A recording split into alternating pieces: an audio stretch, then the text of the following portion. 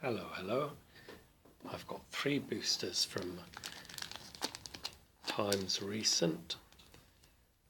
The Egyptian set, Amonkhet, the Indian kind of filigree arty flavoured set, Kaladesh, full of inventions and whizzamajigs and whirligigs, and Gothic-y horror set, Eldritch Moon. Where to begin? Excited for all of them. Always excited for new cards.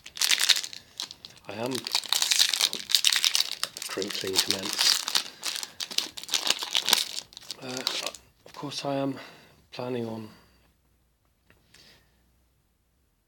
helping with the crash course video. Hopefully,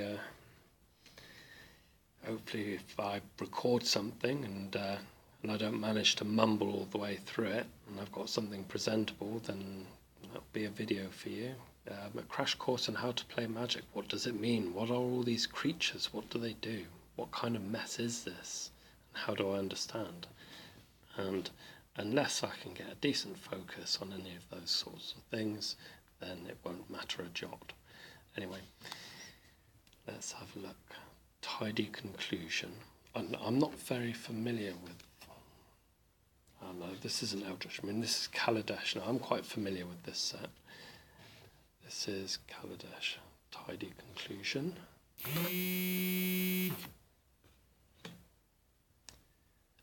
Bastion Mastodon. I guess my phone was protesting there, maybe saying, get on with the video. Curia Vendor. Yes, you mentioned these blue people before. And yes, Vidalcan is a creature type that I think they've cropped up in times past. Live Fast. Live Fast. Sorcery. That means you can only do it in your turn. For 1 black, tap a swamp, tap 2 lands of anything else. They untap during your next turn. I will explain these rules hopefully. So what does this sorcery do? Well, that you can do it in your turn. You will draw 2 cards, lose 2 life, and get 2 energy counters. Magic, when you start playing it, is a very literal game. If it said you take 2 damage, then that damage is something that could be prevented, but losing 2 life is part of a cost. You have to do that. You've got no choice. Unless, of course, the spell is countered. We've talked about those before. Inspired Charge. They do look inspired, don't they? Gear Seeker Serpent. Its collection is vast, yet each ship has a special place in its heart. Yeah, ship's Kaladesh, of course. Kaladesh. Wily Bandar. A cat monkey. That's potentially indestructible. We talked about cats before, with the Amonkhet cats, and cats like this. There's a lot more cats out there than they've just gone overboard with cats just lately. They've recognised a love for everything feline, and another product called Commander is they've just revealed that there is going to be a cat dragon.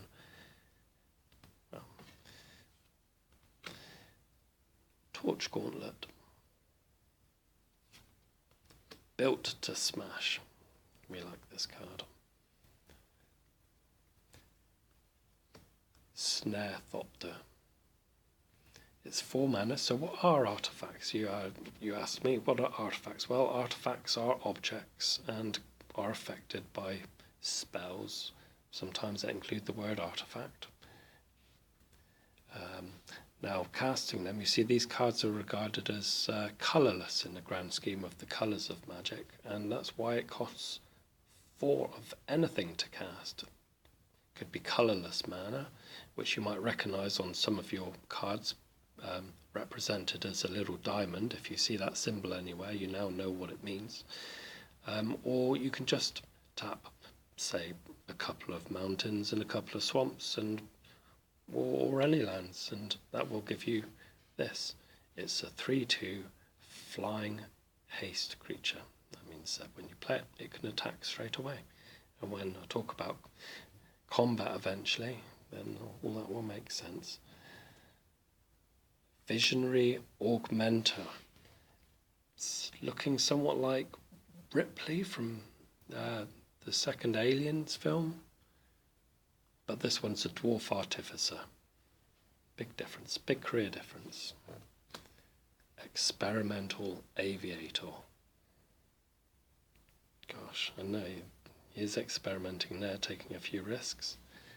And Campbell, Consul of Allocation. He's a legendary creature. Legendary, when you see something with the legendary on it, that means there can be only one on your side, on your table. So if I was to put him into play, if I would cast another Campbell, I would have to decide which one of them must go to the graveyard, because I'm only allowed to have one in play.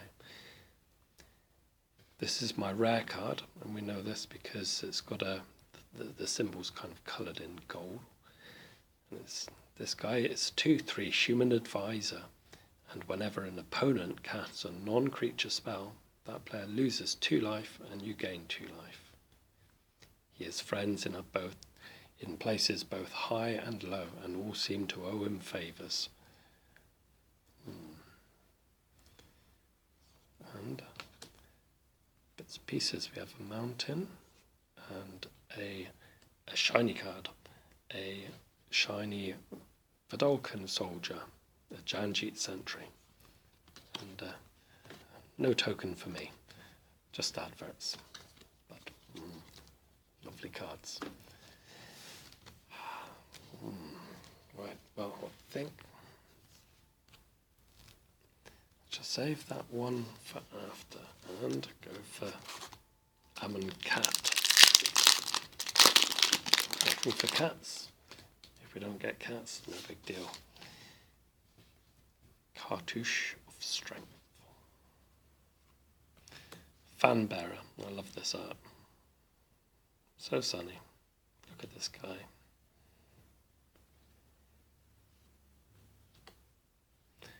Supernatural Stamina.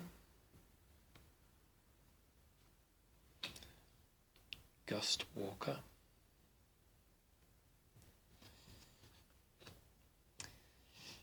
Forsake the Worldly. Cancel. What is these days regarded as a fair and basic counterspell. Counter target spell, 2 islands or 2 blue, and 1 of something else, another land maybe, very probably. Instant straight away counter target spell. Your opponent tries to cast a spell, you tap that land and say no. And that's how that works. Luxor River Shrine. Minotaur Shore Shot. Ornery Cadu. Love the art. Warfire Javelineer. Kenra Charioteer. Gosh, they're really challenging me to actually say these things. And I love this card, Seraph of the Suns, Indestructible, a word I do like. Flying, 4/4 Angel, and these words will mean more when I describe them, what they mean in hopefully a little crash course video. So when I get time to make that, that'll be fun. Oh, and we have a card with Aftermath, Heaven to Earth. So now this is something you see here and there. It's an X symbol in the corner. So for one forest, an X. Now X means as many lands as you like. So let's say I've got 3 other lands beside a forest, I tap them, then X will be 3. And you just translate that onto what the card says. So it's an instant. You can do this in your opponent's turn at some point if you want to, or when they least expect it during your turn, maybe during combat. Heaven deals X damage to each creature with flying. So We decided X is 3 other lands, so Heaven deals 3 damage to each creature with flying. Looks like you're chucking comets around or something.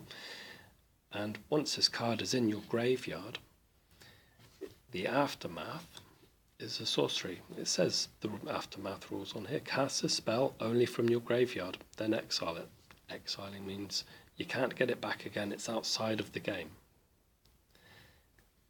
Now this is a sorcery, so you can only do it in your turn. And for 2 mountains and X, let's say X is 5. We've got a lot of land in play, and Earth deals 5 damage to each creature without flying. We'll just substitute the X with the 5, and that's how that card works. And a lovely full art forest of the Amonkhet theme. Oh, and a shiny, another shiny, how jolly. Onward to Victory, another card with Aftermath on it. Split cards, these ones are called. And a True Heart Duelist embalmed creature token. Eldritch Moon.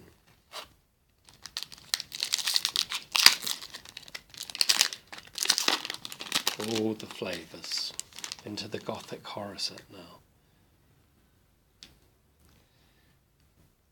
Enlightened Maniac.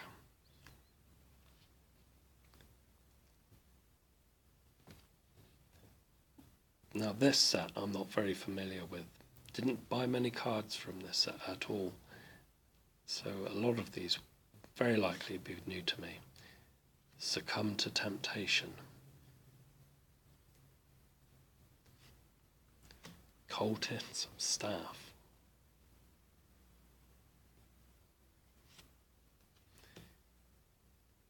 Tattered Haunter, a spirit, big theme in this set. Fiend Binder. Bloodbriar, plant elemental. So yes, you can be playing plants, and maybe your opponent is playing zombies, and then you do truly have a zombies versus plants theme going on. Galvanic Bombardment. Stensia Banquet. Stensia is a land that is very much home to vampires. Look at them enjoying themselves there. We can't win a war on an empty stomach, can we? Spectral Reserves. Kessig Prowler. Now, cards in this set would transform, so that would basically mean, well, for 4 mana and a forest here, transform Kessig Prowler. So at some point while this creature is on the table, if you have all this land, you can cast it, and then this creature transforms into a sinuous predator, Eldrazi werewolf, much bigger creature. Haunted Dead.